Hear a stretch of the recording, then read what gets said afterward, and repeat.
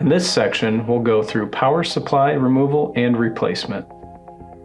This model is the half cabinet Viusite.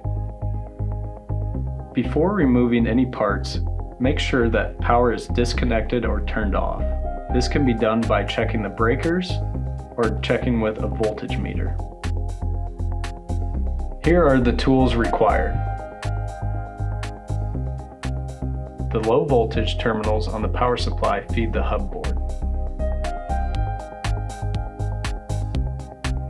The low voltage terminals are located at the top of the power supply. The high voltage terminals are located at the bottom of the power supply. The power supply is held in by 2 brackets with 4 screws. Remember to take a photo of the parts that you are replacing before you take it out. Start by removing screws from the low voltage terminals.